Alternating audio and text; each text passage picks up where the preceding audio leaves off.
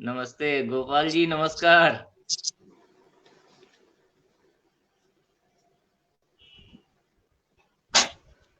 आपकी सर बस हम माइक लोग जो लाइव है पर जा उसको रहे हैं। ऑन कर लीजिए।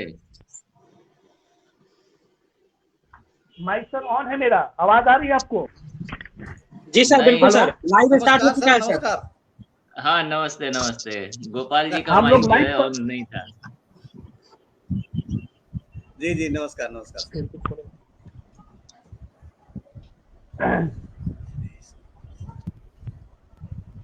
हम लोग समय हो चुका है और हम लाइव पर अभी इस समय मौजूद हैं फेसबुक लाइव पर। जी हाँ।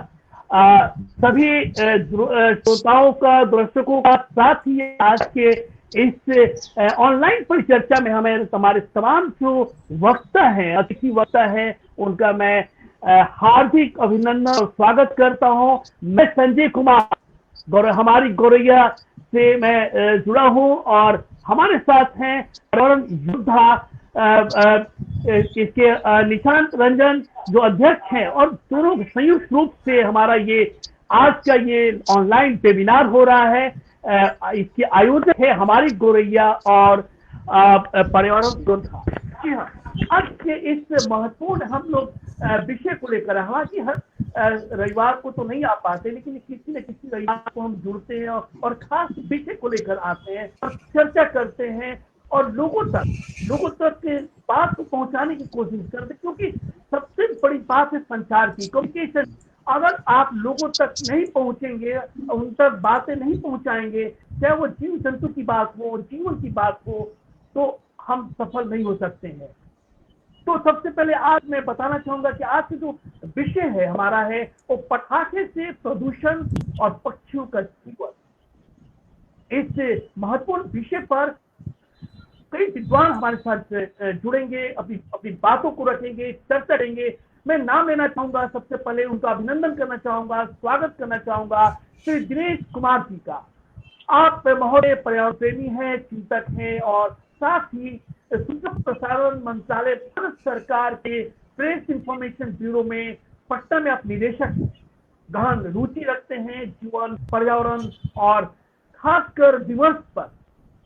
हमारे आज के खास वक्ता है, अतिथि वक्ता है डॉक्टर गोपाल शर्मा जी। आप वैज्ञानिक हैं और प्रभारी हैं, अधिकारी हैं आप भारतीय प्राणी सर्वेक्षण क्षेत्रीय केंद्र पटना में। किसी नाम और परिचय के मोहताज आप डॉक्टर शर्मा नहीं हैं, क्योंकि पूरी दुनिया जानती है। पटना की मैं बात नहीं करूं, मैं दिल्ली की बात नहीं करूंगा, हिंदुस्तान की बात नहीं करूंगा, क्योंकि डॉल्फिन संरक्षण के नाम पर आपका डंका बजता है और डॉल्फिन संरक्षण के क्षेत्र में आपने पीएचडी किया है। डॉल्फिन मैन इंडिया के साथ रहकर आपने काम किया है और आपको बिहार का डॉल्फिन मैन भी कहा जाता है। तो आपका महोदय बहुत बहुत स्वागत और अभिनंदन है इस ऑनलाइन परिचर्चा में। मैं स्वागत करना चाहूंगा सुश्री दीपा रानी नायक जी का। आप पक्षी संरक्षक हैं, मलकानागिरी उड़ीसा से जुड़ी हुई हैं और खासकर अब जंगल में चली जाती हैं, लोगों के बीच जाती हैं और पशु पक्षी और चिड़ियों को लेकर आप बेहतरीन काम करती है, घोंसला बनाती है, लोगों को में घोंसला बांटती है और जहां भी कोई जीव जंतु संकट में दिखता है उसे बचाने दौड़ जाती है। आपके साथ कई युवा साथी हैं। मैं आपका अभिनंदन और स्वागत करता हूं इस राष्ट्रीय परिचर्चा में। मैं स्वागत करना चाहूंगा श्री संजय कुमार साहू जी का। आप ही पक्षी संरक्षक हैं, महासमुद्र छत्तीसगढ़ से आप जुड़े हैं। आप की मैं चर्चा करना चाहूंगा कि आप एक सरकारी कर्मी होने के साथ साथ आप जो है काफी रुचि रखते हैं इन तमाम चीजों का मतलब ये है कि आप मिट्टी के घोंसले बनाते हैं। आज हम जिस विषय को लेकर आए हैं, प्रदूषण, पटाखे से जो प्रदूषण होता है, ध्वनि प्रदूषण होता है, कई तरह के प्रदूषण होते हैं, तो जो घोंसले बनाते हैं दीपा रानी जी भी बनाती हैं और आप मिट्टी के बनाते हैं। चर्चा बाद में करेंगे, लेकिन सब उसके बाद मैं आज अभिनंदन भी करना चाहूंगा अपने साथी और इस के आयोजक के जो हमारे जो साथी हैं श्री निशांत रंजन जी का। अध्यक्ष हैं आप पर्यावरण युवा के पटना के आप काम भी करते हैं पर्यावरण के साथ पेड़ लगाने के साथ साथ आप पशु पक्षी साथ गौरैया संरक्षण से भी आप जुड़े हुए हैं, लंबे समय से काम कर रहे हैं।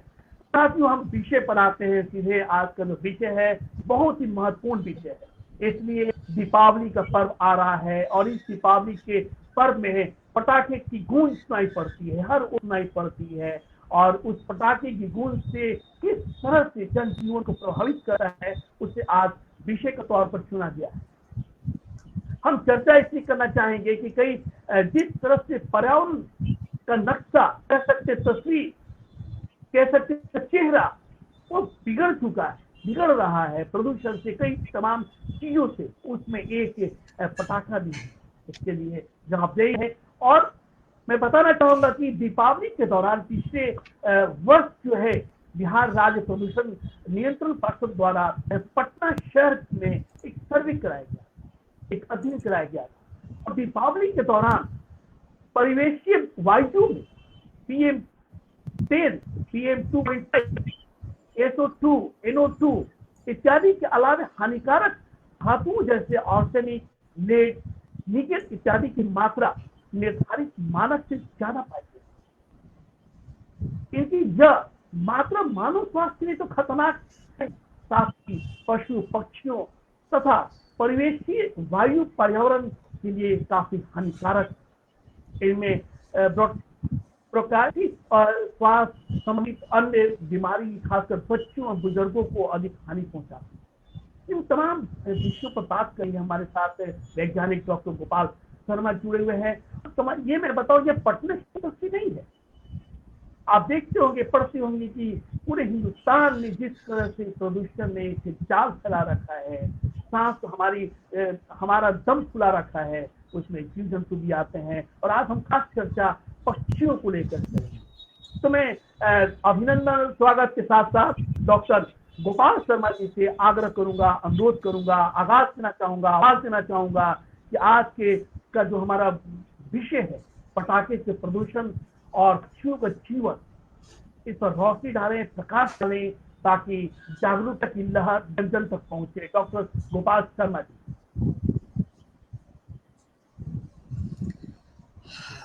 धन्यवाद श्री संजय बाबू।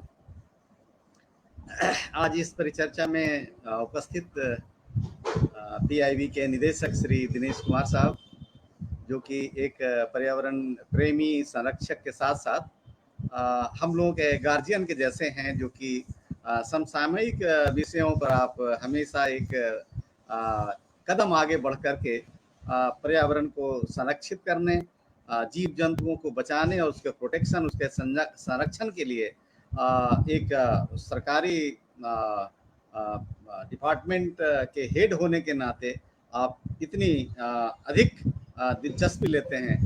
सर, आपका अभिनंदन है, स्वागत है इस कार्यक्रम में। श्री संजय बाबू जो कि इस कार्यक्रम के आयोजक हैं, हम लोग कई वर्षों से साथ में बहुत सारे पहलुओं पर काम कर रहे हैं और आज भी काम कर रहे हैं और कल भी काम करेंगे। संजय बाबू ने बहुत सारे कार्यक्रमों को आयोजित किया है, जिसमें गौरैया इनका मुख्य टारगेट में रहता है। गौरैया तो एक अम्ब्रेला के जैसा काम करते हैं, लेकिन इनके साथ और भी कई तरह के पशु पक्षियों पर इनका काम चलता रहता है। इसलिए संजय बाबू को भी मेरे तरफ से हृदय से अभिनंदन, स्वागत। निशांत रंजन जी, जो मैं हमेशा बात करते रहता हूं कि संजय बाबू के साथ जुड़ करके पर्यावरण संरक्षण और पर्यावरण के जीव जंतुओं के बारे में काफ़ी काम करते रहते हैं, इसलिए आपका भी बहुत बहुत अभिनंदन, स्वागत। दीपा रानी नायक जी इस परिचर्चा में जुड़े हैं। पटाखे से प्रदूषण और पक्षियों के जीवन एक बहुत ही समसामयिक विषय है, जो कि आम लोगों को इस पर ध्यान नहीं जाता है। और हम खास करके शहरवासी जो कि शहरों में निवास करते हैं, और लोग विश्वास करते हैं कि अगर पटाखा छोड़ेंगे तो जितने भी तरह के विषाणु हैं, खास करके जो हार्मफुल इंसेक्ट्स हैं और बैक्टीरिया हैं और जो भी इस तरह के जो हार्मफुल है और हानिकारक जीव जंतु हैं, वो समाप्त हो जाएंगे। लेकिन वैज्ञानिक होने के नाते मैं इन सभी चीज़ों से थोड़ा अलग अपना व्यू रखता हूं, क्योंकि देश में पराली जलाने की जो प्रथा चली है, खास करके हिमाचल और बिहार में भी ये घटनाएं घट रही है। लोगों को ये पता नहीं है कि जब नाइट्रोजन फिक्सेशन का कार्य होता है, जब हम एग्रीकल्चरल प्रैक्टिसेस करते हैं, तो उसमें बहुत सारे यूजफुल बैक्टीरिया होते हैं जो कि नाइट्रोजन फिक्सेशन का काम करता है। तो ये आम धारणा है कि जब हम पराली जला देंगे तो जो आगे का जो पैदावार होगा वो बहुत ही अच्छा होगा। उसी धारणा से लेकर के हम दीपावली को आज हम मना रहे हैं कि जितना ज़्यादा से ज़्यादा तेज पटाखा छोड़ेंगे, हमारे निकट जितने भी तरह के हार्मफुल इंसेक्ट्स हैं वो सबका नाश होगा, और होता भी है। लेकिन उसके साथ साथ हमारे बहुत सारे यूजफुल इंसेक्ट भी, कीट पतंगे भी मारे जाते हैं, क्योंकि डेसिबल कोई जो हम जो इतने बड़े बड़े तेज पटाखे छोड़ते हैं, वो कभी ये नहीं सोचता है कि हम किसको मारेंगे। और खास करके वैसे जीव जंतु जिसको हम बहुत ही ध्यान नहीं देते हैं, जो वाइल्ड हैं, जो वन्य जीव हैं, खास करके शहर में जो निवास करते हैं जो पक्षी, शहरी नहीं, अब तो ग्रामीण इलाकों में भी इतने तेज तेज पटाखे छोड़े जा रहे हैं जिससे वहाँ के भी पशु पक्षी प्रभावित हो रहे हैं।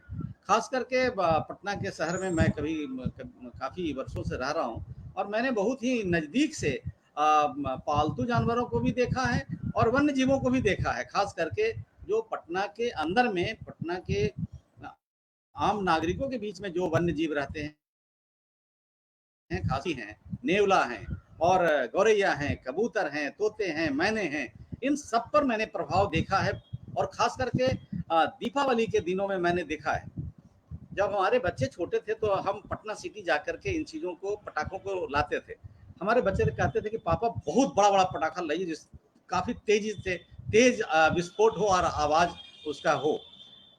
मैं उस समय पटना विश्वविद्यालय में रिसर्च करता था, तो मैं बच्चों को समझाता था, बेटा इन चीज़ों को ध्यान से देखिए, अगर आप तेज पटाखा छोड़ेंगे तो आपको परेशानी तो होगी ही होगी, हमारे आसपास में जितने भी तरह के लोग हैं, जितने भी तरह के पशु पक्षी हैं, उनको भी हानि होगा। तो हमारे बच्चों ने इस बात को अमल किया और वो तेज धमाकेदार पटाखों को फोड़ना छोड़ दिया, और फिर वो गुड़कुन जैसे चीज़ों पर वो शिफ्ट कर गए। तो ये आम आज की जो परिचर्चा है, जिसमें पटाखे से प्रदूषण तो है ही, खास करके जितने भी तरह के वन्य जीव हैं, खास करके जो शहरों में हैं, उनके लिए हमें क्या प्रयास करना होगा, उनके लिए हमें क्या क्या करना होगा, आम नागरिकों के लिए क्या प्रयास करने होंगे, इस पर आज हम लोग बाखूबी चर्चा करेंगे, और इस पर हम थोड़ा आप लोगों का समय लेना चाहेंगे। सबसे पहले तो हम आपको कुछ स्लाइड के माध्यम से बता देना चाहते हैं कि हम इस पर क्या करेंगे। तो मैं आपको एक स्लाइड शो दिखा रहा हूँ।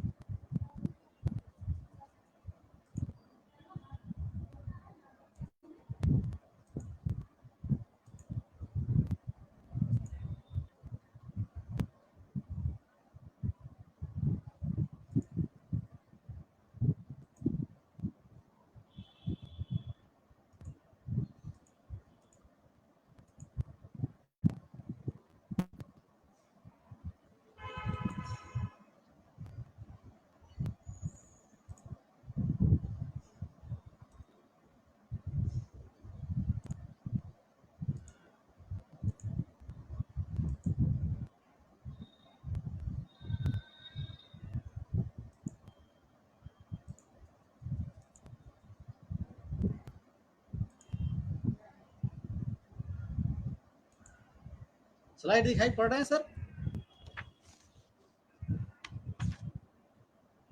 संजय बाबू, स्लाइड नहीं आ पा रहा, स्लाइड नहीं आ पा रहा है, नहीं आ रहा है? ये थोड़ा नहीं आ पा रहा है। हमें लग रहा है कि बिना स्लाइड के ही बताए तो अच्छा होगा, क्योंकि डिस्प्ले नहीं आ रहा स्लाइड का। नहीं ठीक है, मैं अपनी बात रखते स्लाइड हैं। के ही बता दूं। जी जी जी जी जी जी एक्चुअली कुछ पिक्चर्स थे जिसको मैं आम बच्चों को भी दिखाना चाहता था कि इससे हानि क्या हो रहा है। खैर कोई बात नहीं। तो कैमरा को सर बैक करके दिखा सकते हैं सर, कैमरा को बैक करके, बैक कैमरा के थ्रू। नहीं एक्चुअली स्लाइड शो नहीं में हो तो पाए, कैमरा का कोई रोल नहीं है। नहीं, मैं स्लाइड शो ही कर रहा हूँ। सिस्टम पर है आपका, सिस्टम। ओके ओके जी जी जी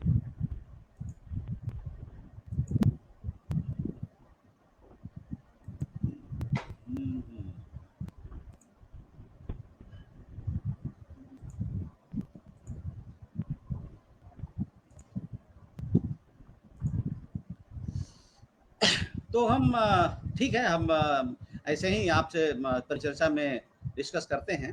सबसे पहले हम डिस्कस ये करना चाहेंगे कि जो हमारे आसपास जो पटाखे छूटते हैं, उनकी तीव्रता क्या होती है और इन तीव्रता से किन-किन जानवरों को, किन-किन पक्षियों को क्या-क्या हानि हो सकता है। और 2 तरह के प्रदूषण होते हैं इसमें, मुख्यतः खास करके जो आने वाली दिवाली है उसमें एक तो ध्वनि प्रदूषण होगा और दूसरा वायु प्रदूषण होगा। तो हम ध्वनि प्रदूषण की जो जांच करते हैं वो डेसिबल में जांच करते हैं।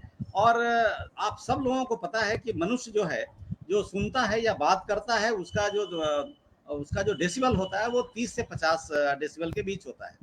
अगर इससे कम होगा तो आप सुन नहीं पाएंगे। 30 डेसिबल या 25 डेसिबल या 20 डेसिबल से नीचे अगर कोई बोलेगा तो आप सुन नहीं सकते, और 50 डेसिबल से अगर कोई ज्यादा बोलेगा तो उसे आप शोर कह सकते हैं। इसी तरह से जब 0 से 5 के बीच में जब ध्वनि कोई निकालता है तो उसमें हमें सुनाई नहीं पड़ती है। लेकिन जो पशु पक्षी होते हैं ये बहुत ही सेंसिटिव होते हैं, ये आपके 5-7 डेसिबल को भी बड़ा आसानी से सुन लेते हैं। और इसी को हम तुलना करेंगे कि जब हम दिवाली के दिन में, दिवाली के समय और दिवाली के रात में जब 80 से 120 और 150 डेसिबल तक हम पटाखे छोड़ते हैं तो क्या स्थिति होती होगी हमारे आसपास के जीव जंतुओं को और खास करके मनुष्यों को। इस तीव्रता से हमारे कान तो डिस्टर्ब होते ही हैं, कान के पर्दे तो फटते ही हैं। हम कभी कभी सुने हैं कि तेज पटाखे से हमारे आसपास के लोग जो हृदय गति जिनका कभी कभी रुक जाता है और उनकी मृत्यु भी हो जाती है। इसमें बेसिकली जो पटाखे छूटते हैं उसमें सल्फर डाइऑक्साइड, कार्बन डाइऑक्साइड और मोनोऑक्साइड जैसी जहरीली गैस निकलती है, जिससे पेड़ पौधे भी बहुत प्रभावित होते हैं। खास करके वैसे पेड़ पौधे जो कि ऑक्सीजन के बदले ये तो ऑक्सीजन रिलीज करते हैं और कार्बन डाइऑक्साइड लेते हैं। लेकिन अति सर्वत्र वर्जित वाली बात है कि अगर कार्बन डाइऑक्साइड या सल्फर डाइऑक्साइड बहुत ज़्यादा अगर हो जाएगा पर्यावरण में तो फिर वो हमारे वृक्षों को भी हानि पहुंचाएगा। इसी तरह से जब पटाखे जब छूटते हैं तो ये इसकी तीव्रता लगभग 1000 गुना हमारे पर्यावरण में बढ़ जाता है। आप देखते होंगे कि जब आप अचानक सड़क से गुजर रहे हैं और वहाँ तेजी से जब पटाखे छूटते हैं तो आप कभी कभी नर्वस हो जाते हैं, आपकी गाड़ी अनबैलेंस हो जाती है। तो इस तरह से हम बहुत तरह से प्रभावित होते हैं। सिर्फ हम ही नहीं, पशु पक्षी क्या करते हैं कि वो जब पटाखे छूटते हैं तो अपने घोंसला छोड़ देना चाहते हैं। घोंसला छोड़ करके कहाँ चले जाते हैं? वो अपना रास्ता भटक जाते हैं, क्योंकि सब लोगों को पता है कि जैसे ही सूर्यास्त होता है, जैसे ही सूरज की रोशनी समाप्त होती है, ये जितने भी तरह के पक्षी हैं, खास करके वन्य जीव, ये अपने घोंसले में चले जाते हैं और ये तब तक रहते हैं जब तक कि सूरज की पहली रोशनी दिखाई नहीं पड़े या लालिमा नहीं दिखाई पड़ जाए, तब तक ये पक्षी अपने घोंसले में रहते हैं। और इसी बीच में हम दिवाली का मजा लेते हैं, सभी लोग बड़े बड़े पटाखे छोड़ते हैं। और इसी समय सबसे ज्यादा खास करके जो शहर में मंगूज हैं, जिसे नेवला बोलते हैं, बिल्ली है जो कि हमारे इकोसिस्टम का बहुत इंपॉर्टेंट प्राणी है, और जितने भी तरह के पक्षी हैं, खास करके तोता, गौरैया, मैना या कबूतर, इस तरह के जितने भी वन्य पक्षी हैं, वन्यजीव पक्षी हैं, इन सभी पर एक ही तरह का प्रभाव पड़ता है। और कभी कभी स्थिति ऐसी होती है कि जब आप रॉकेट छोड़ते हैं और ये चिड़िया जब इन पटाखों के तेज आवाज से जब ऊपर उड़ने लगता है तो वो उस रॉकेट के चपेट में आ जाते हैं और उनकी दुर्घटना में मृत्यु हो जाती है। और इस तरह से कई बार हम लोगों ने सड़कों पर इन पक्षियों को मरे हुए पाए हैं। खास करके दीपावली के दूसरे दिन जो मॉर्निंग में जब हम मॉर्निंग वॉक में निकलते हैं तो हमने देखा है कि बहुत सारे पक्षी, इतना ही नहीं, कुछ पक्षी तो आपके शहर के सड़क के किनारे बैठे हुए पाए जाएंगे दीपावली के दूसरे दिन मॉर्निंग में, क्योंकि उन पटाखे से उनके शरीर पर और उनके दिमाग पर इतना बुरा असर पड़ता है कि वे नर्वस हो जाते हैं और मन स्थिति खो देते हैं, और इस तरह से वो अपने घोंसले में जा नहीं पाते हैं। नॉट ओनली बर्ड्स, कुत्ते, बिल्ली, गाय, बैल, भैंस, सब लोगों के साथ यही स्थिति है। क्योंकि जब तीव्रता वाली पटाखे जब छोड़ते हैं तो इनको जो नॉर्मल जो आवाज़ सुनाई पड़ती है उससे 100 गुना, 200 गुना, 500 गुना तेजी तक आवाज़ सुनाई पड़ती है। इसलिए वो उस परिस्थिति में अपना जो है आपा खो देते हैं और वो फिर आपसे दूसरे तरह का व्यवहार वन्य जीव के जरा जैसा व्यवहार करने लगते हैं आपके पालतू कुत्ते भी। आपके पालतू कुत्ते आपसे इस तरह से चिड़चिड़े हो जाएंगे कि वो आपसे बात नहीं करेंगे, आपकी बातों को नहीं मानेंगे, आप जो ऑर्डर देंगे उसको फॉलो नहीं करेंगे, और इस तरह से फिर बहुत तरह की बातें होंगी जो कि आप कभी कभी इन वन्य जीवों के खतरा के शिकार भी हो सकते हैं।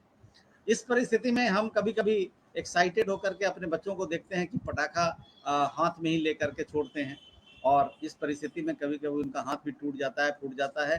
तो ये सलाह दिया जाता है कि आप इस तरह से काम न करें।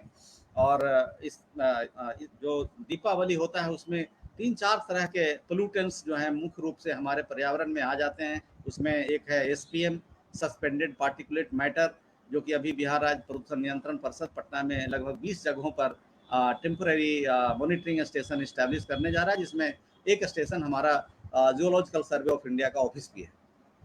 उसमें राउंड द क्लॉक 24 आवर्स ध्वनि प्रदूषण और वायु प्रदूषण के डाटा एकत्र किए जाएंगे और उनको online Bihar state pollution control board के वेबसाइट पर डाला जाएगा। और आप रात में दिन में कभी भी आप देख सकते हैं कि 28 तारीख से लेकर के 12 नवंबर तक हमारे पटना का वायु प्रदूषण और ध्वनि प्रदूषण की क्या स्थिति है। उसी तरह से जो दूसरा जो पोल्यूटेंट है वो है रेस्पिरेबल पार्टिकुलेट मैटर। इससे हमारा सांस लेने में बड़ी परेशानी होती है, और खास करके जो अस्थमा के पेशेंट हैं उनके लिए ये दीपावली का दिन बहुत ही खतरनाक होता है। उसी तरह से SO2 सल्फर डाइऑक्साइड, जो कि आप रोड पर जब आप चलेंगे, सड़क पर चलेंगे, तो आपके आंख में इतनी तेजी से जलन होगा, वो सल्फर डाइऑक्साइड के चलता होता है, और इसके चलते आपको हेडेक भी हो सकता है और आपको सांस लेने में परेशानी भी हो सकती है। इस परिस्थिति से बचने के लिए आप वैसे समय में सड़क पर ना निकलें जब मैक्सिमम पटाखे या इस तरह के प्रयोग हो रहे हैं। दूसरी चीज़ है जो नाइट्रस ऑक्साइड होता है, उसमें आपके सांस लेने में बहुत परेशानी हो सकती है, चेस्ट कंजेशन हो सकता है, आपको लगेगा कि छाती में बहुत दर्द हो रहा है। और इस तरह के चीज़ों को बचने के लिए आपको अभी मास्क लगाने की आवश्यकता होगी। अगर बहुत ज़रूरी है तो आप बाहर निकलें और मास्क लगा करके ही आप सड़कों पर मूव करें। केमिकल्स खास करके जो ये पर्यावरण में जब आते हैं, खासकर जब पटाखे छूटते हैं, उसमें हेवी मेटल्स खास करके कॉपर, कैडमियम, लेड, जो कि ये सभी मैग्नीशियम, सोडियम, जिंक, ये जितने तरह के पोल्यूटेंट्स हैं, केमिकल पोल्यूटेंट्स हैं, ये सब जो है हमारे बॉडी पर, हमारे स्वास्थ्य पर प्रतिकूल प्रभाव डाल सकता है। इतना ही नहीं, सांस की समस्या, हार्ट की समस्या और सुनने की समस्या सबसे ज़्यादा हो सकती है ये दीपावली के दिन में। इसलिए मैं आप सब लोगों से प्रार्थना करूंगा कि ग्रीन दिवाली मनाइए, जिसमें पटाखे कम से कम छोड़िए, और इको सेंसिटिव दिवाली मनाइए जिसमें हमारे पर्यावरण को किसी तरह का लॉस नहीं हो। तो मैं इन्हीं सब बातों के साथ श्री संजय बाबू और तमाम लोगों का हम शुक्रिया अदा करना चाहते हैं और बहुत बहुत धन्यवाद ज्ञापन करना चाहते हैं कि आपने हमें इस मौके पर याद किया और हमें बोलने का मौका दिया। बहुत बहुत धन्यवाद।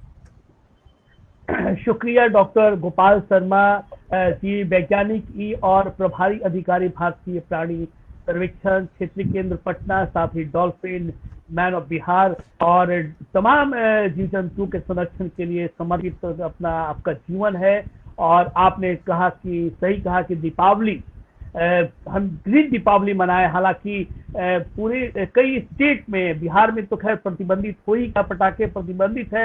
अब देखेंगे कि पटना शहर के कई इलाकों में पटाखे बिक रहे हैं, बल्कि दीपावली की शुरुआत से ही पटाखे टूट भी रहे हैं। कल की मैं घटना बताना चाहूंगा। मेरे घर के ठीक सामने एक गली में पटाखा टूटा और एक कबूतर जो है उस रास्ते से जा रहा था, वो जैसा आपने बताया कि वो अपने दिग्भ्रमित हो जाते हैं, वो डर जाते हैं, आहत हो जाते हैं, वो तुरंत रास्ते से मुड़ गया। उसे लगा कि उस पर हमला हो रहा है। तो आपका बहुत बहुत शुक्रिया, और आपकी जो अपील है, यकीनन आज हमारे इस परिचर्चा से जो लोग जुड़े हैं वो इसे अमल करेंगे और हरित दीपावली मनाएंगे और पटाखों से दूर रखेंगे। क्योंकि जितना जीने का अधिकार, हम पशु पक्षियों के बारे में बात कर रहे हैं, पक्षियों के बारे में बात कर रहे हैं, आपने जो दुष्प्रभाव है उसके बारे में जो आपने बात बताई, वो इंसानों के ऊपर भी पड़ रहा है। तो हम चलते हैं अगले अतिथि वक्ता के पास। पर्यावरण चिंतक और निदेशक है प्रेस इंफॉर्मेशन ब्यूरो में, आप श्री दिनेश कुमार महोदय से आग्रह करता हूं कि आज की इस महत्वपूर्ण विषय पर, क्योंकि आपका जो वक्तव्य होता है, जो आप बातें रखते हैं, जो एक अध्यात्म से जुड़ी बातें रहती है और एक संदेश होता है, मैसेज होता है, आपकी बातों से सीखने का एक दिशा मिलती है लोगों को। तो आपसे आग्रह है कि आज की इस महत्वपूर्ण विषय पटाखे से प्रदूषण और पक्षियों का जीवन पर रोशनी डालें, प्रकाश डालें, चर्चा को आगे बढ़ाएं। श्री दिनेश कुमार महोदय।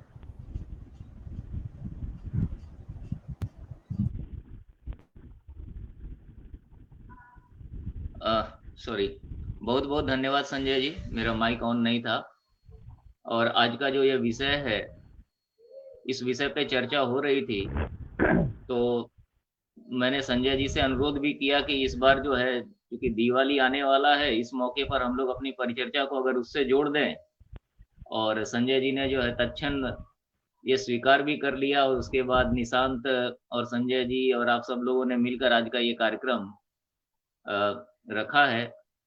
और अपने प्रारंभिक उद्बोधन में संजय जी ने और अपने जो है विषय प्रवेश के तहत या प्रथम वक्ता के रूप में डॉक्टर गोपाल शर्मा जी ने लगभग सारी बातें कह दी। अब मेरे लिए थोड़ा सा मुश्किल ये है कि मैं क्या कहूँगा, लेकिन कोई बात नहीं, अच्छी चीजों का दोहराव कर लेना भी उचित ही होता है। तो मैं अपनी बात रखने के पहले सबसे पहले तो ये कहूँगा कि आज हमारे पास हर वो ओकेशन है जब हम ऐसी चिंताएं कर सकते हैं। मामला सिर्फ दिवाली का नहीं है, चाहे आपके यहाँ कोई तीज त्योहार हो रहा हो, कोई भोज भंडारा हो, कोई शादी ब्याह हो, या किसी की मतलब जो है इलेक्शंस में जीत, मैं सिर्फ पॉलिटिकल इलेक्शन की बात नहीं कर रहा हूँ, हर ओकेशन पे पटाखे आपको दिख जाएंगे। तो पटाखा अब सिर्फ दिवाली तक सीमित नहीं रह गया है। इसलिए मेरा ये दीपावली का बहाना लेकर हमने संजय जी से अनुरोध किया था कि पटाखों को लेकर अन्य लोगों के ऊपर जो है, जब मैं लोग कह रहा हूं तो यहाँ पे सभी जीव जंतु कह रहा हूँ, लोग का मतलब सिर्फ इंसान नहीं है, अन्य लोगों पर इसका क्या प्रभाव पड़ता है, इसे हम आज जो है पक्षियों के माध्यम से थोड़ा संकुचित दायरे में समझने की कोशिश करेंगे। हालांकि विषय संकुचित नहीं है, ये हमारा दायरा है जो हम एक बार में पूरे मतलब सृष्टि को, सभी जीव जंतुओं को नहीं समेट सकते हैं। एक मैं बस ये कहूंगा कि ऐसे इतने ओकेशंस किसने क्रिएट किए हैं। हर अवसर हमें जो है, जैसे एक बात कही गई थी कि आपदा में अवसर देखिए, मैं हर अवसर में कोई ना कोई आपदा देखता हूं। हो सकता है मेरी दृष्टि अलग हो। इंसान जितने भी ओकेशंस क्रिएट करता है, उन सब के बाई प्रोडक्ट के रूप में आप देखेंगे तो उनके क्या क्या इम्पैक्ट पड़ते हैं। तो आज मैं पक्षियों के बारे में जो है वो चर्चा को सीमित रखते हुए बस एक काल्पनिक कहानी से शुरुआत करना चाहूंगा। युद्ध क्या होता है ये हम सभी लोग जानते हैं। तलवार से भी युद्ध लड़े गए थे और आज मिसाइल का जमाना है। मान लीजिए कि हमारे ऊपर एक युद्ध की स्थिति आ जाए, अचानक कहीं से मिसाइल गिर रहा है, कहीं से तोप के गोले छोड़े जा रहे हैं, सायरन बज रहे हैं, हेलीकॉप्टर, फाइटर प्लेन्स, ये सब की चिल्लमपू हो रही है। और तरह तरह के जो है इन गोलीबारी के बीच में इंसान कैसे बिहेव करता है। सिर्फ मैं ये कल्पना के लिए कह रहा हूं कि अगर हमें ये लगे कि कभी भी हमारे छत पर बम गिर सकता है, मिसाइल छोड़ी जा सकती है, कोई फौज, एयरफोर्स या कोई भी है, इस तरह के आक्रमण की स्थिति जो है, जो हम लोग कई बार देखते हैं दूसरे देशों में, ईरान युद्ध, इराक युद्ध, कुवैत के साथ जो हुआ, सीरिया में जो हुआ, उस वार लाइक सिचुएशन में हम इंसान कैसे बिहेव करेंगे, अगर हम इस बात पे थोड़ा सा गौर करें तो मेरा ये समझना है कि जब हम इस तरह के पटाखे चलाते हैं तो अन्य जीव जंतुओं के लिए वही वार लाइक सिचुएशन होता है। उन्हें पता नहीं चलता कि क्या हो रहा है, इससे कैसे बचें, कहाँ भागें, कहाँ सुरक्षित रहें, कौन से ठिकाने में हमारी जो है जान प्राण बचेगी। ये बिल्कुल सिमिलर है। बस बात कई बार लोग ये कहते हैं, अरे मैं पटाखे चला रहा हूँ, जंतुओं को पता नहीं है, चिड़ियों को पता नहीं है, वो खामखा ये होते हैं, हम तो कोई नुकसान नहीं पहुंचा रहे, हम उन्हें टारगेट करके नहीं मार रहे। इसलिए मैंने कहा कि वार लाइक सिचुएशन में हम इंडिविजुअल रूप में टारगेट तो नहीं होते हैं, लेकिन जब सामूहिक रूप से आपको लक्ष्य बना करके जो है ये गोलीबारी का जो कार्यक्रम चलाया जाता है, उसी का एक लघु रूप दीपावली है। पशु पक्षियों को बस ऐसा ही लगता है कि उनके अचानक से इस मतलब जो अच्छे भले संसार में ये क्या हो रहा है। और इस चीज को लेकर अभी गोपाल जी ने बताया भी, ध्वनि प्रदूषण के बारे में उन्होंने बताया और वायु प्रदूषण के बारे में बताया। मैं पटाखे को लेकर कुछ और इसमें प्रदूषण की ओर जोड़ना चाहूंगा।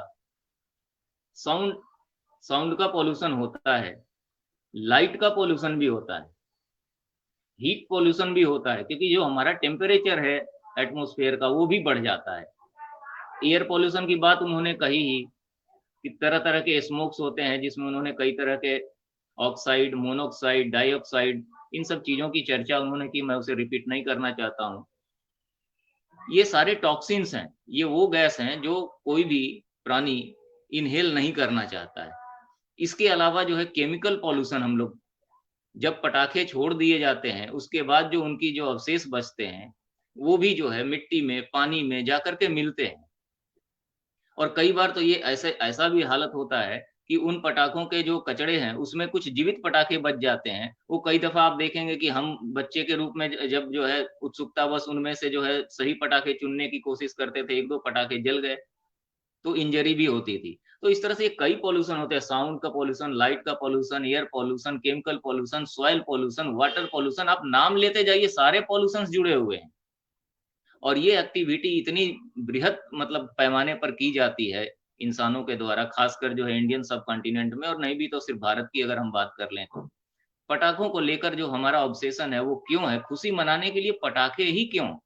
इस बारे में भी विचार करना चाहिए। करिए, मैं अपने वक्तव्य को यथाशीघ्र समाप्त करना चाहूंगा क्योंकि अन्य वक्ता जो हैं और मैं सिर्फ रिपीटेशन ही कर रहा हूँ। लेकिन सिर्फ अब अगर मैं इफेक्ट की बात करूं तो साउंड, लाइट से अलग अलग इफेक्ट होते हैं। सिर्फ साउंड की बात अगर हम करें तो साउंड से किस तरह का उनके ऊपर प्रभाव पड़ता है, अभी गोपाल जी ने उसकी चर्चा की है। सबसे पहले तो वो डर जाते हैं, फियर और फियर साइकोसिस, ये दोनों चीजें इमीडिएटली उनको झेलनी पड़ती है और इसके कई परिणाम आते हैं।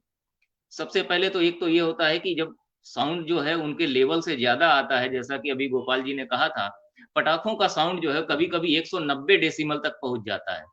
190 डेसिबल का मतलब क्या होता है ये हम आम तरीके से नहीं समझ सकते। बस इसको मैं तुलना के लिए कहूंगा कि जैसे जो जेट विमान चलते हैं उनके इंजन से जो शोर होता है वो लगभग 125 से 140 डेसिबल का होता है। और आप सोचिए कि अगर आप किसी विमान के बगल में खड़े होकर उसके इंजन की आवाज सुने तो थोड़ी ही देर में आप बहरे हो जाएंगे।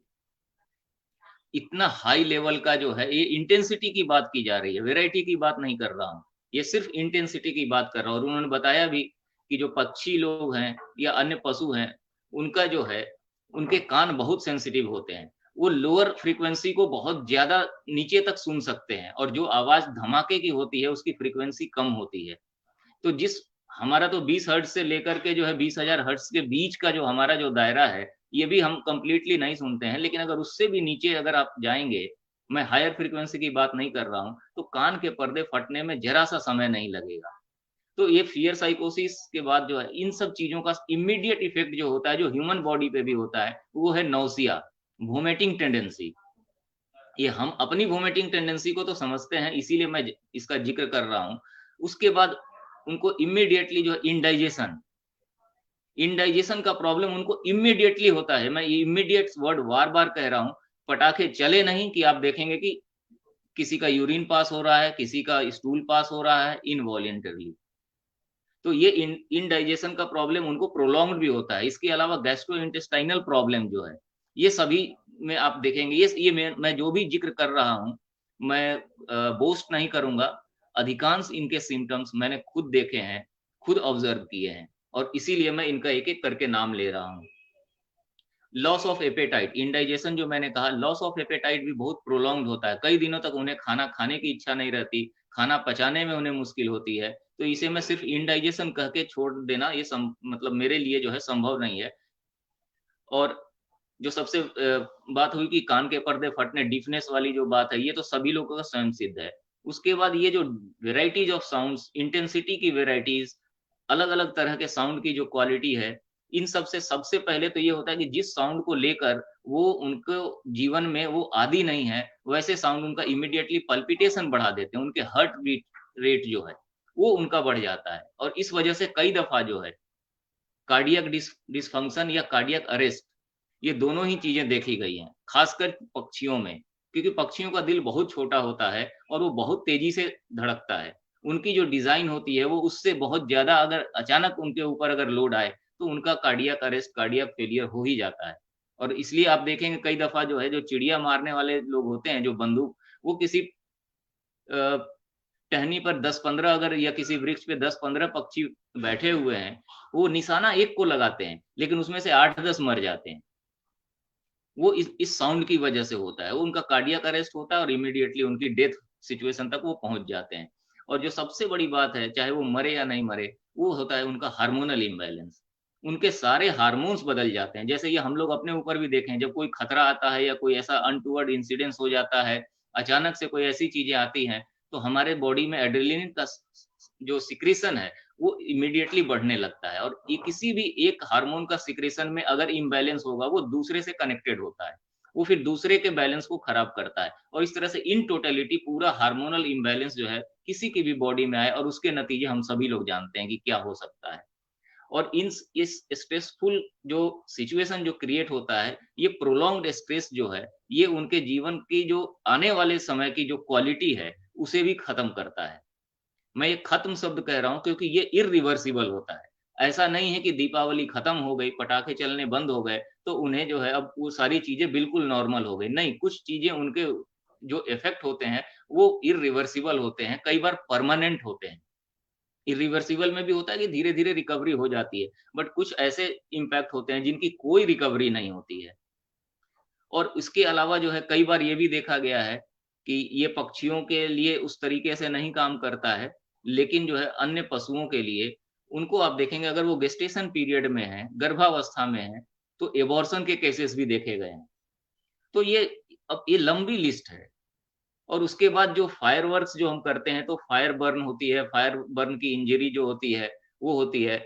और खास करके आप देखेंगे कि ये जो लाइट सडन आता है और सडन जो है चला जाता है, ये सस्टेन नहीं करता है। इस वजह से हमारे आंखों को बहुत जल्दी जल्दी जो है इनको जो है इनके अपेरेचर को एडजस्ट करना पड़ता है। और कई दफा ये नहीं हो पाता है तो रेटिना अफेक्टेड हो जाती है। तो ये रेटिनल प्रॉब्लम भी जो है इस तरह के जो है रेटिनल डैमेज वगैरह, ये सारी चीजें भी देखी गई हैं। और अल्टीमेट तो ये है कि ब्लाइंडनेस। तो कई पशु पक्षी जो है उनके देखने की जो क्षमता है वो चली जाती है। स्मोक के बारे में गोपाल जी ने कह दिया है, मुझे दोबारा से कुछ नहीं कहना है, क्योंकि वो रेस्पिरेटरी जो है या लंग्स इन्फेक्शंस जो है, रेस्पिरेटरी प्रॉब्लम कई तरह के होते हैं, सिर्फ लंग इन्फेक्शन की बात नहीं कर रहा हूँ। और धुएं से आई इन्फेक्शन भी हो ही जाता है। तो इस तरीके से मतलब वेरियस काइंड ऑफ प्रॉब्लम्स है जो जूझते हैं। और एक सबसे बड़ी बात यह है कि उनको इस दिन जिस तरह का इम्पैक्ट, जिस तरह का टेरर या फियर जो है झेलना पड़ता है, इसके एक बहुत ही जो है जिसे हम लोग एक फोबिया कहते हैं, सभी जीव जंतु इस फोबिया से ग्रस्त हो जाते हैं। उसके बाद वो छोटी सी आहट या हल्के से पटाखे से भी उतना ही डरते हैं जितना कि वो दीपावली के दिन, जबकि इंसेसेंट जो है क्रैकिंग हो रही होती है, एकदम लगातार बेतरतीब तरीके से हो रही होती है। जब ये शांत भी हो जाता है तब भी ये फोबिया उनके अंदर जो है वो रह ही जाता है। तो इस तरीके की बहुत सारी चीजें हैं। और अगर इनको मैं इन जनरल कहूँ तो सबसे पहला तो उनका लाइफ में डिसोरिएंटेशन आ जाता है। उनकी पूरी जो है व्यवस्था जो उनके जीवन की है वो गड़बड़ा जाती है। उसके बाद डिस्प्लेसमेंट, यहाँ मैं माइग्रेशन नहीं कहूंगा, डिस्प्लेसमेंट की समस्या आती है। क्योंकि हर जीव जंतु, पशु पक्षी, वो अपने एक खास आवास क्षेत्र में रहता है। जैसे कुत्ते हैं, वो दूसरे के आवास क्षेत्र में जाएंगे तो बाकी सभी कुत्ते उसे नोच खाएंगे। यही हालत पक्षियों के लिए भी है। सबका अपना अपना एक दायरा होता है, वो उसी दायरे के अंदर जो है अपना जीवन यापन करते हैं। लेकिन जब ये अचानक से ये बमबारी, आवाज, क्रैकिंग, लाइट, पॉल्यूशन, ये सारी चीजें होती है, उन्हें समझ में नहीं आता है कि मैं कहाँ जाऊं। तो वो जो है इधर उधर बेतरतीब तरीके से भागने लगते हैं और कहीं ना कहीं छुपने की कोशिश करते हैं। इसमें अभी गोपाल जी ने कहा था, उसे एक बड़ा सुंदर सा नाम है, वो है फ्लाई क्रैश। जब पक्षी अचानक इधर से उधर कहीं भी भागने लगते हैं, तो उनका इस सिचुएशन में एक और जो सबसे बड़ी बात यह है कि उनका जो एक नेचुरल नेविगेशन सिस्टम है वो भी काम नहीं करता है। क्यों? क्योंकि साउंड एंड लाइट की जो है, टेम्परेचर की, एयर प्रेशर की, इन्हीं सब चीजों से, जैसा कि हम लोग साइंटिफिक वे में समझते हैं, बट पूरी तरह नहीं जानते कि उनका नेविगेशन सिस्टम काम कैसे करता है। ये थोड़े देर के लिए वो नेविगेशन में भी उनकी ब्लाइंडनेस आ जाती है। उन्हें मालूम नहीं होता किस डायरेक्शन में जाए। वो इधर भागते हैं, अचानक इधर भागते हैं, फिर ऊपर जाते हैं, कभी नीचे जाते हैं। और इसी में वो कभी बिल्डिंग से टकरा जाते हैं, कभी हवाई जहाज से टकरा जाते हैं, कभी आपस में टकरा जाते हैं। माने ऐसी चीजों से जहां उन्हें नहीं टकराना चाहिए, नॉर्मल वे में वो नहीं टकराते हैं।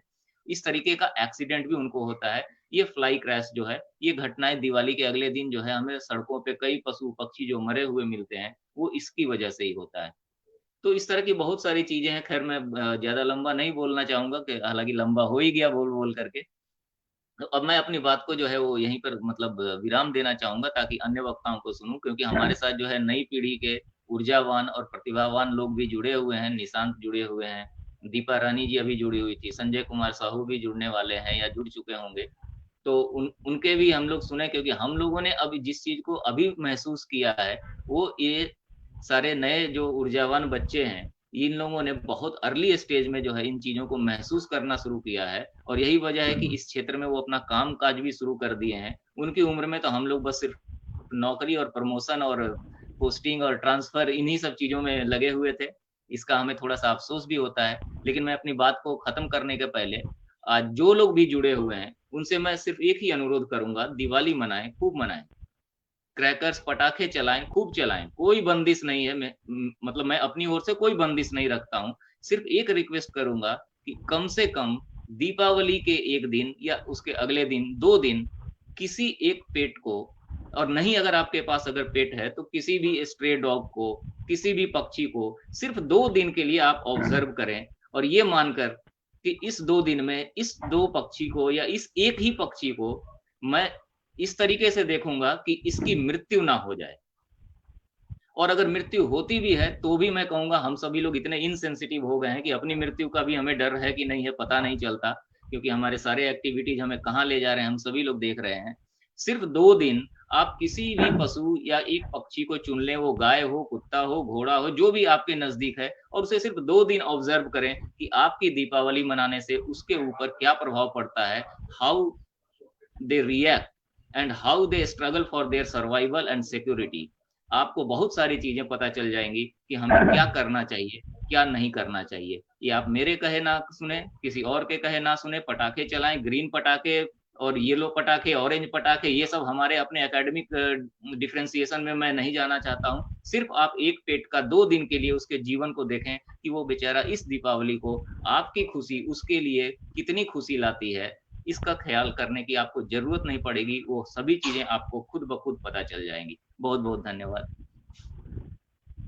शुक्रिया श्री दिनेश कुमार जी, पर्यावरण चिंतक और प्रेस इन्फॉर्मेशन ब्यूरो में निदेशक हैं आप। आपने बिल्कुल सही कहा कि अगर दीपावली के दिन के दूसरे दिन अगर हम अपने पेट को, पशु पक्षियों को आसपास में जो रहते हैं उन्हें वॉच करके देखें कि उनके ऊपर जीवन पर क्या प्रभाव पड़ता है। यकीन मारें कि जो प्रदूषण कंट्रोल बिहार राज्य प्रदूषण नियंत्रण बोर्ड का जो मतलब आंकड़ा जो आया है, डाटा जो आया है कि इस तरह से पशु पक्षियों पर ही नहीं इंसानों पर भी इसका हानिकारक प्रभाव पड़ता है, दुष्प्रभाव पड़ता है। बाकी से आपने और डॉक्टर गोपाल शर्मा जी ने जिस तरह से बात रखी वो काफी चौंकाने वाली बात है। अपने आवाज पर और एक व्यवस्था के साथ पशु हो या पक्षी हो वो लंबे समय तक उन पर प्रभाव पड़ता है। आपका बहुत बहुत शुक्रिया। हम चलते हैं सुश्री दीपा रानी नायक जी के पास, पक्षी संरक्षक, मलकानगिरी उड़ीसा से आप जुड़ी हुई हैं और काफी काम करती हैं। जैसे कि हमारे पूर्व के वक्ताओं ने प्रकाश डाला कि किस तरह से जो पटाखे छूटते हैं और पशु पक्षियों पर प्रभाव पड़ता है, बल्कि इंसानों पर ही प्रभाव पड़ता है, तमाम जीवन पर प्रभाव पड़ता है। आप शहरों के अलावा जंगलों में जाती हैं, पशु पक्षियों की देखभाल करती हैं, आप घोंसले तरह तरह के घोंसले बनाती हैं। तो क्या अनुभव रहा है, क्या संदेश युवाओं को देना चाहेंगे? हर दीपावली का संदेश अभी आया और उसके बाद दीपावली के दूसरे दिन पेट को देखने का भी सवाल सामने आया कि उसे आप देखिए, महसूस करें कि उनके जीवन पर क्या प्रभाव पड़ता है। क्या कहना चाहेंगी सुश्री दीपा रानी नायक जी? पहले तो मेरा आवाज आ रहा है ठीक से? जी आ रहा है, दे दो आप मेरा बात। पहले तो मैं सभी दर्शकों को मैं नमस्कार बोलना चाहूंगी और फिर निशांत और संजय सर को बहुत बहुत धन्यवाद बोलना चाहूंगी कि मुझे एक मौका दिया इस प्लेटफॉर्म में आके कुछ बोलने के लिए। तो मेरी बात अगर कही तो मैं जहाँ से बिलोंग करती हूँ, जो मलकानगिरी उड़ीसा से, तो मलकानगिरी एक पूरी तरह से आदिवासी क्षेत्र है, जहाँ पर चारों तरफ जंगल, पहाड़ और झरने हैं। बहुत सारा ब्यूटीफुल नेचर है यहाँ पर। और अभी भी थोड़ी थोड़ी शहरीकरण बढ़ते जा रहे हैं, लेकिन जंगल और मिट्टी का घर देखने को मिलता है। तो मैं बचपन से ही ये जानवर जैसे गोरैया, चिड़िया, ऐसी छोटी छोटी चिड़िया और जानवरों के साथ बड़ी हुई हूँ। चारों तरफ मेरे घर के आसपास गोरैया बचपन से ही मैं देखती आई हूँ। तो एक बार ऐसे ही एक बार न्यूज में ऐसे देखा कि जो गोरैया है उनका नंबर बहुत कम होता जा रहा है, वो विलुप्त हो रहे हैं। तो इनका बहुत सारा वजह है, जैसे शहरीकरण है, और जो छोटे छोटे मिट्टी के घर थे आजकल नहीं दिख रहे। तो बहुत सारी वजह है। तो तभी से मैंने ये जो चिड़ियों के लिए जो गोरे के लिए दाना, ऐसे दाना पानी देना शुरू किया, क्योंकि मुझे लगता है कि कोई जानवर पूरा विलुप्त होने के बाद उसका संरक्षण करने से बेटर है अगर हम पहले से ही शुरुआत करें। तो ऐसे मैंने शुरुआत किया है। बस अभी दाना पानी से लेकर फिर हमको लगा उनको घोंसला भी चाहिए, तो घोंसला भी लगाए। तो बहुत सारे घोंसले जैसे मिट्टी के और प्लाईवुड के और जो कार्डबोर्ड के आते हैं, तो बहुत सारे घोंसले लगाए। फिर हमने देखा, जैसे कि हमने बोला ये आदिवासी क्षेत्र है, तो यहाँ पर आदिवासी लोग जो है वो एक लौकी का यूज करते हैं। जैसे ये जो लौकी है, तो इस तरह से वो लौकी को यूज करते हैं डिफरेंट चीजों को लेकर मतलब पानी या फिर कुछ जंगल में लेकर जाने के लिए इसका यूज करते हैं। तो आजकल तो ये थोड़ा कम हो रहा है, क्योंकि प्लास्टिक का बहुत आ गया है, यूज हो गया है, बढ़ गया है। तो ये सब का देखने का मतलब होते जा रहे हैं यूज इसका। तो हमने हमने सोचा कि इसको कुछ यूज करें, इसको कुछ जिससे कि ये बच जाए, और फिर से हमारे जो हम चारों तरफ जैसे लोग इसका यूज करें। तो हमने ये चिड़ियों का घोंसला बनाना शुरू किया इससे। तो अभी हम सोच रहे हैं कि आगे जैसे ये जो लौकी है इसको हम लोग तुम्बा बोलते हैं, तो इसका बहुल रूप से लोग यूज करें, जैसे नेस्ट बनाए इसमें। तो क्योंकि ये इको फ्रेंडली भी है। तो खास करके मैं जैसे संजय सर और बाकी सब सर बोल रहे थे जो दिवाली के बारे में, मैं एक रिक्वेस्ट करना चाहूंगी सबको। जैसे दिवाली तो सब मनाते हैं, पटाखे फूटते हैं, दिया जलाते हैं, लेकिन ऐसे भी कुछ लोग हैं जिनको पढ़ाई के लिए पैसे नहीं है, खाने के लिए पैसे भी नहीं है। बहुत सारे लोग हैं जिनको बेसिक नीड चाहिए। तो मैं ये सोचती हूँ कि दिवाली में जो खर्चा हम बेकार में जो पटाखा फोड़ करके एनवायरनमेंट को प्रदूषण करने में लगे, वो पैसे से अगर हम किसी की मदद कर पाए या फिर उस पैसे से किसी गरीब को खाना खिला सके, तो मुझे लगता है इसका बेटर यूज हो पाएगा। इससे एक जन के घर में एक मतलब दिया भी लग जाएगा। किसी के घर में, यहाँ बहुत सारे लोग हैं जिनके घर में बिजली भी नहीं है, खाने के लिए 2 वक्त के खाना भी नहीं मिलता है। तो मुझे लगता है मैं खास करके जो यूथ है उनको मैं बोलना चाहूंगी कि वो लोग थोड़ा ये जो ज्यादा जैसे पटाखे ये सब के ऊपर ध्यान ना देकर ये सब भी देखें कि हम लोग कैसे दूसरों की मदद कर पाए, और साथ ही जो एनवायरनमेंट है उसका भी संरक्षण कैसे कर पाए, जैसे पेड़ भी लगाए, पौधे लगाए, और जो छोटे छोटे जानवर है उनका भी मदद कर पाए। तो मैं सोचती हूँ अगर यूथ अगर आज के जो बच्चे हैं कल के फ्यूचर है ये।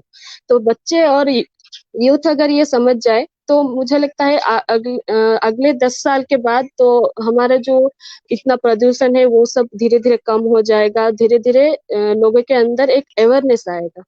तो मैं सबको यही रिक्वेस्ट करूंगी कि जो मेरे उम्र के यूथ है और जो भी बच्चे हैं, तो उनको पर्यावरण के ऊपर हम लोग अवेयर करें और वो आगे आए और हमारे पर्यावरण को सुरक्षित दें।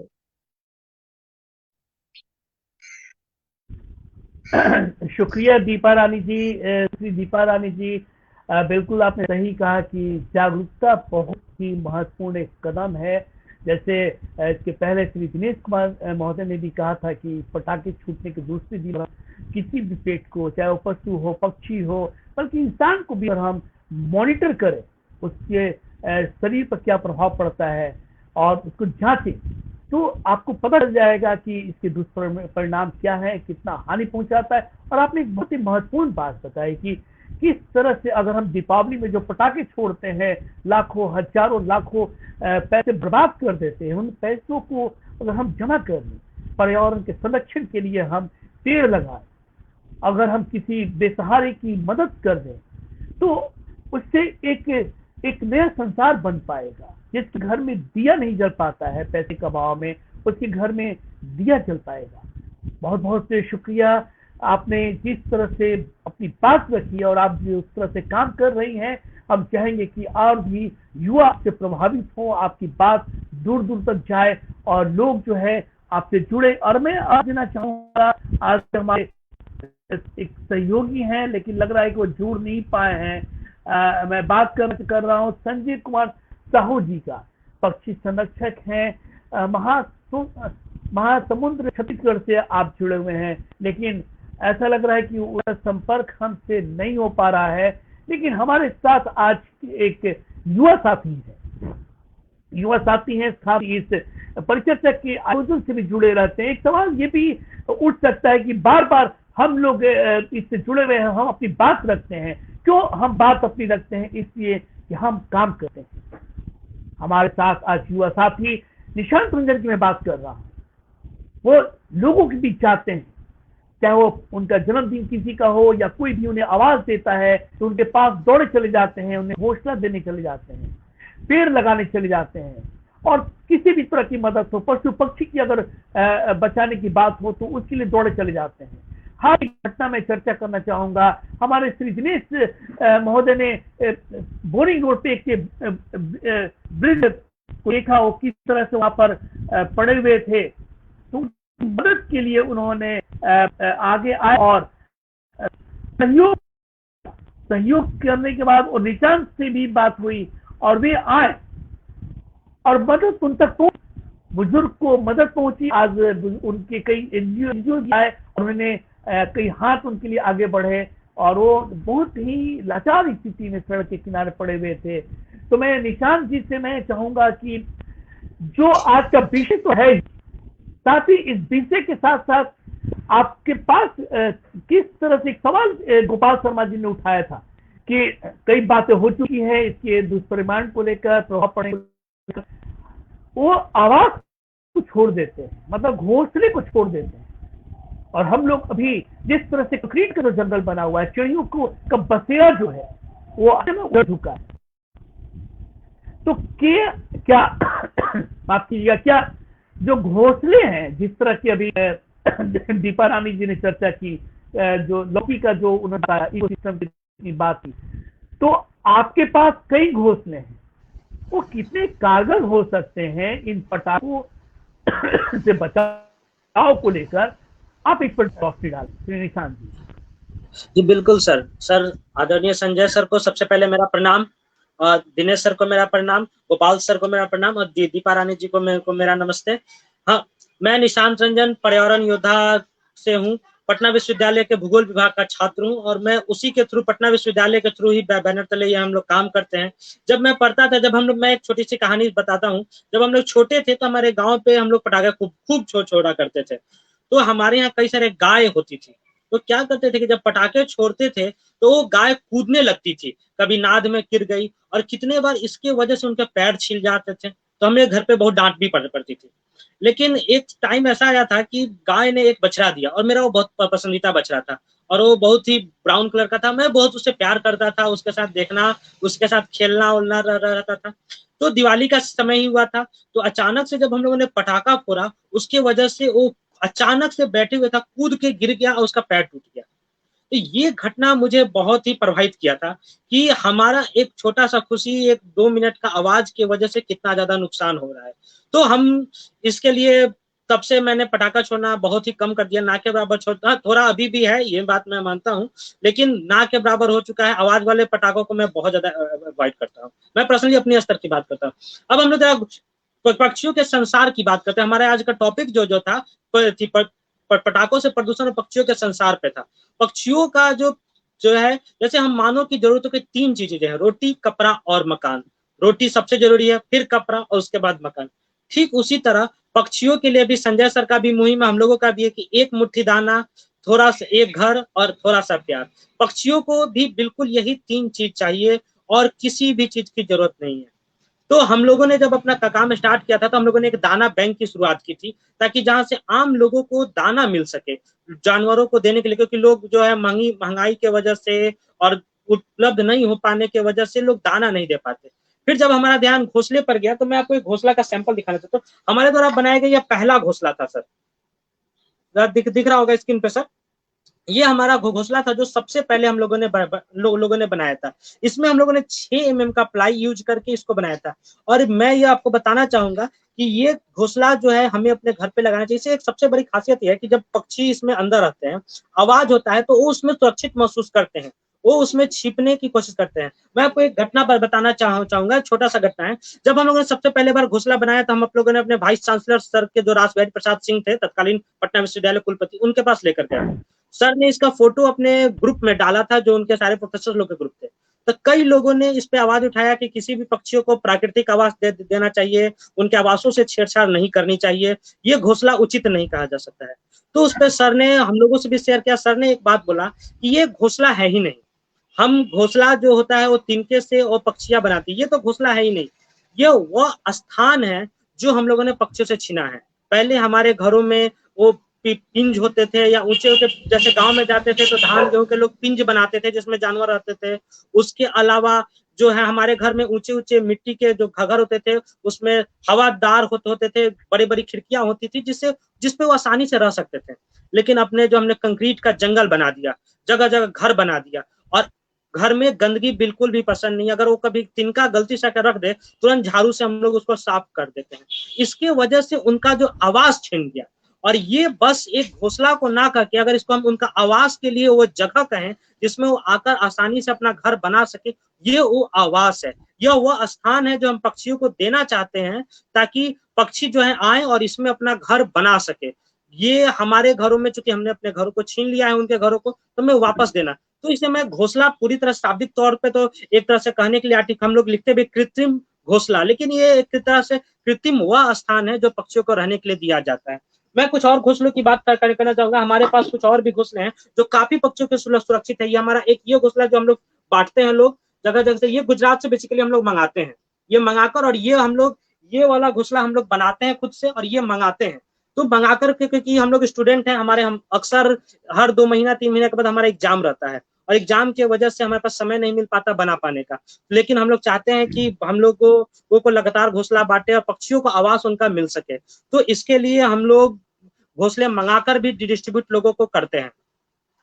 हम लोग को घोंसले बनाने के लिए ऐसा कोई जरूरी नहीं है कि हमें लकड़ी, घोंसला जैसे घर जो होता है, जब भी मानव डरता है तो एक अपने घर में जाकर छिपता है। किसी भी आदमी को देखिएगा कि अगर उसको रात में भी डर लगे तो चादर मुंह पे तान के सो जाता है। ऐसा नहीं है कि की अगर किसी चीज से डर है तो चादर के बाहर या अंदर नहीं आ सकता है, लेकिन हमें एक अनुभूति होती है कि ये मुझे बचाएगा, ये सुरक्षित है। अगर बाहर में कभी दिक्कत होता है तो हम लोग चुपचाप घर में छिप जाते हैं।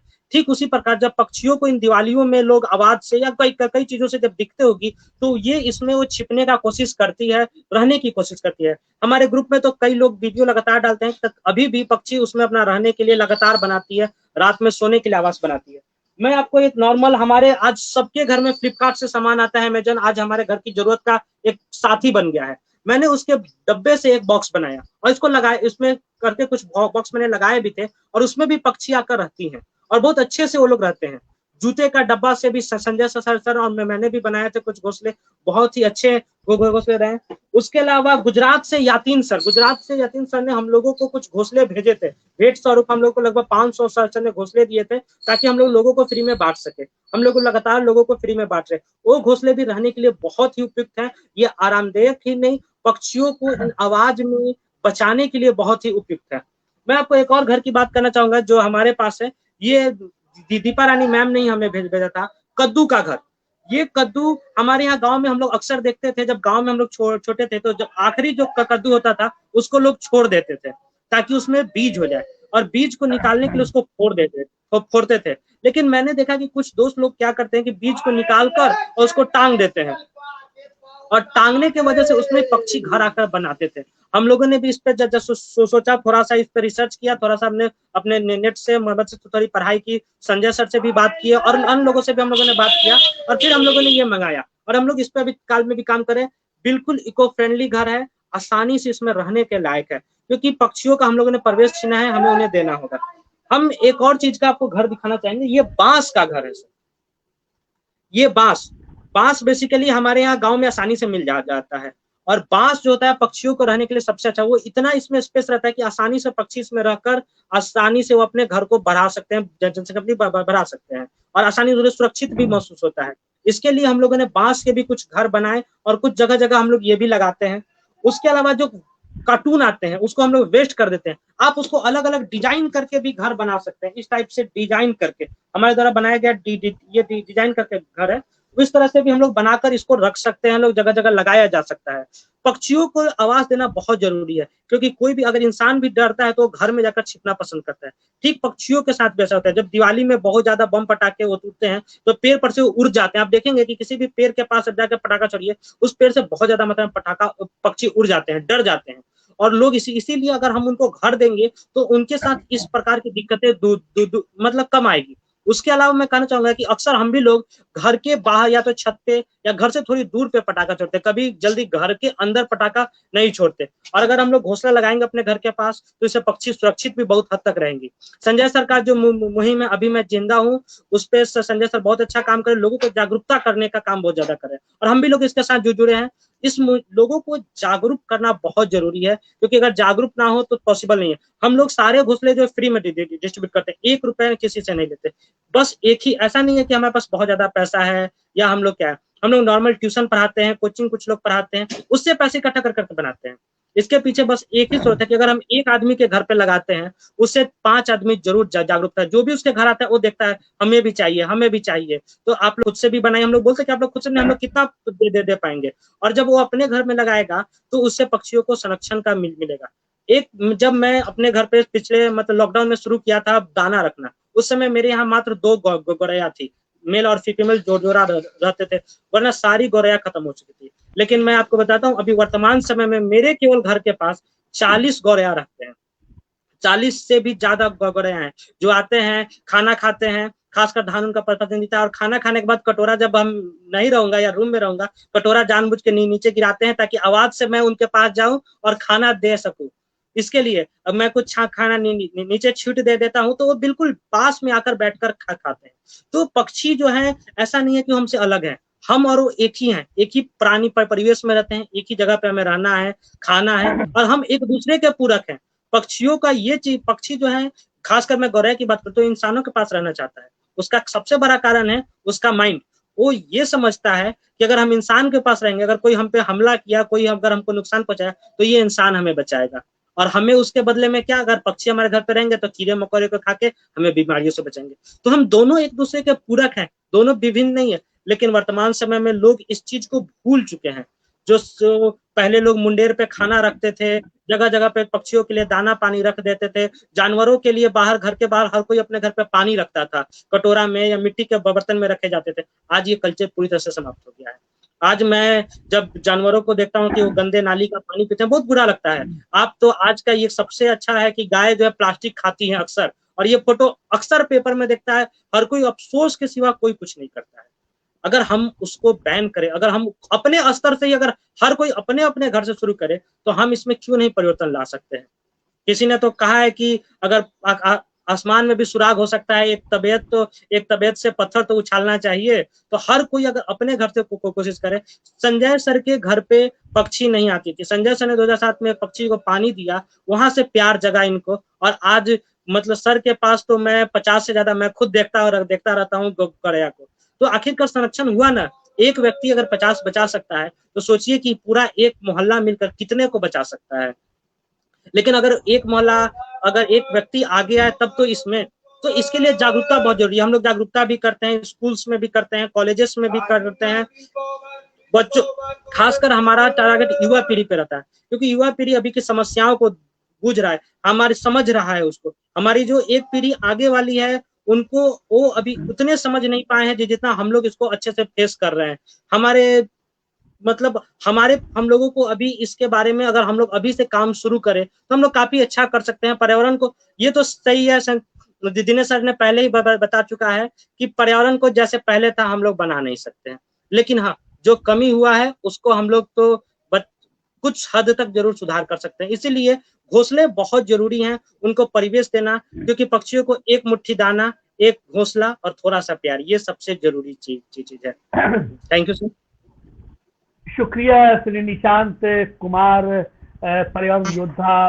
और आपने बिल्कुल सही कहा कि जब किसी को डर लगता है तो अपने घर में अगर कोई व्यक्ति है, बिजली कड़कती है तो चादर ओढ़ लेता है या अंदर वो प्रवेश कर जाता है। तो पशु पक्षियों के साथ भी वही होती है कि जब उन्हें डर लगता है तो वे भागते हैं और सुरक्षित जगह तलाश करते हैं, और ऐसे में पक्षियों के लिए घोंसला ही एक बेहतर विकल्प के तौर पर देखा जा सकता है। लेकिन गोपाल शर्मा जी का अनुभव कहता है कि पक्षी जो है वो घोंसला भी छोड़ के भाग जाते हैं। वो घोंसला जो पेड़ों पर बनाते हैं, बड़े पक्षियों की बात अगर हम देखें, छोटे पक्षी, गौरैया की बात करें, मैना की बात करें, तो हमारे घर के आसपास में जो खो होते हैं, वहां पर जो घोंसले होते हैं, उसमें वो आके अपने घर बनाती है। मेरे घर के आम में लगे हुए घोंसले में मैना रहती है। तो आपका सुझाव बहुत सही है, सटीक है कि हमें घोंसले लगने चाहिए। अगर छोटे पक्षियों के साथ साथ बड़े पक्षियों के हिसाब से भी अगर हम घोंसले की पहल करें तो एक काफी उन्हें सुरक्षा दिया जा सकता है, क्योंकि पटाखों पर रोक की जो बात है वो पूरी से प्रतिबंधित होने के बाद ही आप देखेंगे कि यहाँ पर लोग जो है वो बिक रहे हैं, पटाखे छोड़े जा रहे हैं। तो उस पर पूरी तरह से प्रतिबंधित नहीं लगा सकते हैं, लेकिन जागरूकता एक बड़ा सवाल है। तो आपका बहुत बहुत शुक्रिया। हम अब चलते हैं, हमारे वक्त हैं श्री संजय कुमार साहू, पक्षी संरक्षक हैं, महासमुंद्र छत्तीसगढ़ से हैं। वो जुड़े हुए हैं, लेकिन उनका वीडियो ऑन नहीं हो पा रहा है। वो हमें देख पा रहे होंगे लेकिन जुड़ नहीं पा रहे हैं।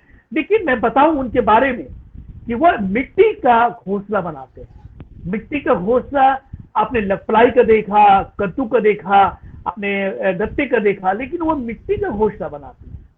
मिट्टी के घोंसले में चिड़िया रहती है, अद्भुत काम करते हैं। वो पक्षियों को बचाने में लगे हुए हैं। छत्तीसगढ़ से संजय कुमार साहू जी, आपका बहुत बहुत शुक्रिया। आपकी बात नहीं हो पा रही है, लेकिन मैं आपकी बात यहाँ दर्शकों के बीच रख रहा हूँ कि कैसे युवा हैं जो लगे हुए हैं, काम को सकारात्मक पहल देने के लिए लगे हुए हैं। और बस हम आज के इस परिचर्चा के अंतिम पड़ाव तक पहुंच चुके हैं। अंतिम पड़ाव का मतलब है कि जो विषय है उस पर हमारे अतिथि वक्ताओं ने, सम्मानित वक्ताओं ने रोशनी और प्रकाश डाला, लोगों से अपील की और कई तरह की बातें बताई कि जिस तरह से पटाखे छूटते हैं तो केवल पक्षियों तक नहीं, इंसानों के बीच भी खतरा होता है। और हम इस आज की इस परिचर्चा की अंतिम पड़ाव यानी धन्यवाद ज्ञापन की हम बात कर रहे हैं।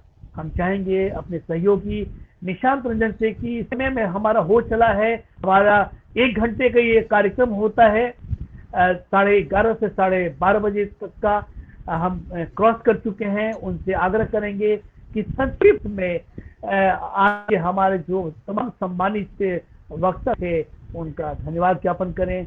निशांत रंजन। शुक्रिया सर, शुक्रिया सर। सबसे पहले मैं आदरणीय गोपाल शर्मा सर का बहुत बहुत आभार व्यक्त करता हूं। सर अपने बिजी शेड्यूल से भी समय निकाल के हमारे लिए उन्होंने समय दिया। सर आपको तहे दिल से हमारा बहुत बहुत शुक्रिया सर। सर की आपके बातों को मतलब हमें सीखने को मिला कि सबसे पहले आपने पहल अपने घर से की। सबसे पहले पटाखे नहीं जलाने के लिए आपने अपने बच्चों को कहा। ये एक बात ऐसा रहा जैसे हमें बचपन में पढ़ते हैं कि महात्मा गांधी ने पहले खाना खुद छोड़ा फिर बच्चे को समझाया। ये अक्सर हम लोग कहानी की किताबों में पढ़ते हैं, हमें बताया जाता है।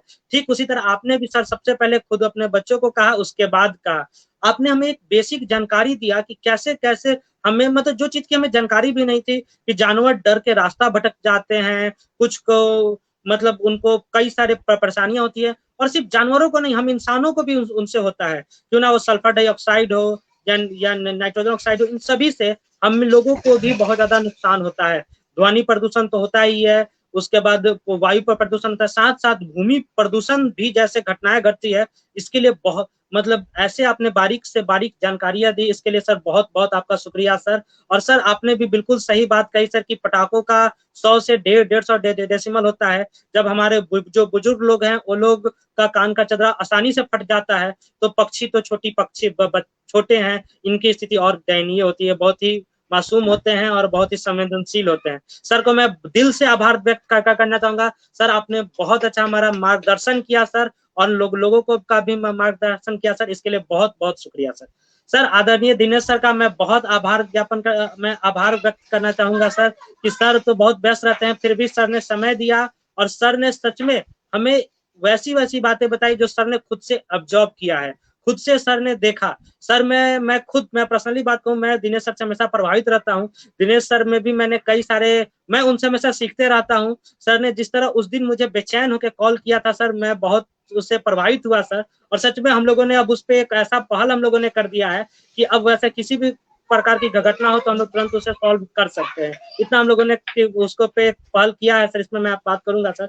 लेकिन सर आपने जितना अच्छा से बताया कि जानवरों को पटाखे फोड़ने की वजह से गर्भपात की जैसी समस्या हो जाती है, उनकी जनसंख्या वृद्धि पे अंकुश लग जाता है, तो ये एक बहुत ही मार्मिक दर्शन आपने जो दिया हमें, बताया कि कैसे जानवरों को नुकसान हो रहा है, इसके लिए बहुत बहुत शुक्रिया सर, बहुत बहुत आभार आपका सर। सर मैं आदरणीय दीपा रानी नायके जी का बहुत आभार करना चाहता हूँ कि इतनी दूर उड़ीसा के मलकानगिरी, जो बहुत ही दक्षिणी उड़ीसा में पड़ता है, आंध्रा के पास ये स्थित है, वहां से वो जुड़ी, क्योंकि ये पूरी तरह से ट्राइबल बेल्ट है, पूरी आदिवासी क्षेत्र लोग हैं, नेटवर्क भी बहुत मुश्किल से वहां पे रहता है, फिर भी मैम हमेशा लगातार जुड़ी रही बहुत अच्छे से, इसके लिए मैं बहुत बहुत मैम का आभार करता हूँ। मैम ने हमें भी अब कद्दू के कुछ घोंसले भेजे हैं और मैम भी जगह जगह लगा रही है। कुछ दिन पहले मैंने देखा था कि मिट्टी के भी कुछ जो गुल्लक होते हैं, उसी गुल्लक टाइप के घोंसले भी बना के जगह जगह के लगा रही थी, जो बहुत ही हमारे लिए प्रेरक है। और हमें उन सब चीजों से सीख मिलता है कि हमें भी अभी मिट्टी से अपने जुड़ना चाहिए, मिट्टी पर काम करना चाहिए। मैं आदरणीय सर हमारे संजय साहू सर जुड़ नहीं पाए हैं, लेकिन मैं उनके बारे में बताना चाहूंगा कि वो एक सरकारी फार्मिस्ट हैं और छत्तीसगढ़ सरकार में वो कार्यरत हैं, महासुंदरम में वो रहते हैं और भिलाई में आसपास वो पोस्टेड है। लेकिन उस पूरे क्षेत्र में एक ट्राइबल क्षेत्र होने के बावजूद, जंगली क्षेत्र होने के बावजूद वहां पे पक्षियों की संख्या तेजी से गिरी थी। मुझे उनसे 1 साल पहले वार्तालाप हुआ था, तो वो बहुत चिंतित थे। वो बता रहे थे कि हमारे यहाँ तो इतना मतलब जो सिटी नए निर्माण किए जा रहे हैं, उसकी वजह से पक्षियों की संख्या बहुत ज्यादा गिर गई है। इसी के वजह से वो लोग मतलब पक्षियों को बचाने के मुहिम में शामिल हुए और मिट्टी के घोंसले बना के बहुत ही सुंदर, बहुत ही कलरफुल रंगीन घोंसले बना के लगाते हैं। और हर रोज सुबह उनका वीडियो, कहीं ना कहीं का वीडियो जरूर आता है, और हर अलग अलग जगह का वो हमेशा लगाते रहते हैं और हम लोगों को भी भेजते रहते हैं। आदरणीय संजय सर का मैं बहुत बहुत आभार व्यक्त करना चाहूंगा कि स्पैरो मैन ऑफ बिहार है संजय सर। सर का कार्य को तो जितनी तारीफ की जाए उतनी कम है। सर के मतलब दिखाए गए मार्ग पे हम लोग चलने की बस एक छोटा सा प्रयास करते हैं। सर का कार्य तो बहुत ही विशाल है और हम लोग उतना शायद ही संभव हो पाए कि हम लोग उतना बढ़ पाए, लेकिन सर अपने बिजी शेड्यूल में काम से भी समझौता नहीं और पक्षियों के संरक्षण से भी समझौता नहीं। सर में मुझे ये जज्बा देखने को मिलता है, सर हमेशा हम लोगों से ज्यादा जोश में रहते हैं और हम लोगों से ज्यादा जोशीले अंदाज से हर काम करते हैं।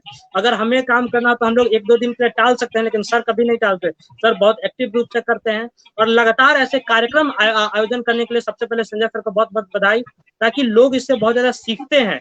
और मुझे कई लोग पर्सनल मैसेज करते हैं। मैंने एक पिछले क्लास में बताया था पिछले में कि एक बांग्लादेश से एक व्यक्ति ने मुझे मैसेज किया था कि वो बांग्लादेश से था और वो हमारे कार्यक्रम से सीख कर वहां पे गौरैया संरक्षण का काम शुरू किया। उसने मुझे कुछ घोंसला मांगा तो मैं बोला कि मैं तो बांग्लादेश भेज नहीं पाऊंगा, यहाँ पे बहुत दिक्कत है। तो मैंने उसका कुछ वीडियो बना के भेजा और उससे उसने घोंसला बनाया और जगह जगह लगा भी रहा है। तो ये चीज हमें भी सीखने में बहुत प्रेरक मिलती है और ये इस मुहिम का ही देन है।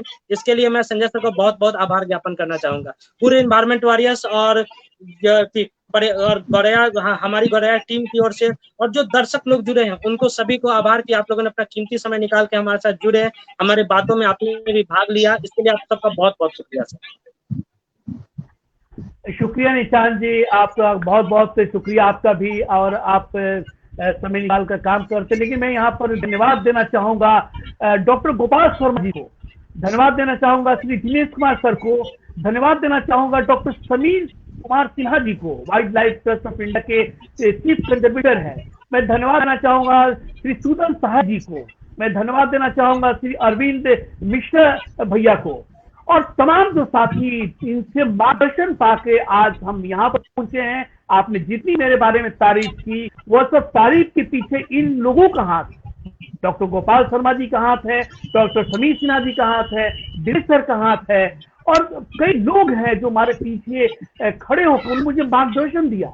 आज मैं इस मुकाम पर पहुंचा। सबसे खुशी की बात यह है कि ये बात लोगों तक पहुंच रही है। मीडिया के हम छात्र हैं और हम जानते हैं कि संचार ही का एक ऐसा माध्यम होता है, और कम्युनिकेशन अगर हम लोगों तक पहुंचते हैं तो बात दूर तक जाती है। और इस वेबिनार से या इस ऑनलाइन चर्चा से सभी मुहिम से हजारों लोग जुड़े, और इसके लिए तमाम जो हमारे दर्शक हैं, हमारे बंधु हैं, भाई हैं, सबका मैं धन्यवाद देना चाहूंगा, शुक्रिया उनकी अदा करना चाहूंगा कि इससे जुड़े रहें और तमाम लोगों की अपील से भी अमल में लाएं। जैसे गोपाल शर्मा जी की ने जो कहा अपने बच्चों से कि भाई मत पटाखा छोड़ो, दिनेश सर ने बात कही कि अजमा दीपाल जी ने कहा कि गरीब बेसहारों की मदद की जाए। तो आप सभी साथियों का एक बार फिर से धन्यवाद। हम फिर मिलेंगे किसी संडे को एक खास विषय को लेकर। अब ये दीजिए इजाजत। नमस्कार। नमस्कार। नमस्कार। धन्यवाद संजय जी, एक बार फिर से धन्यवाद। धन्यवाद। समाप्त करते हैं, बंद करते हैं हम इस लाइव को। Thank you.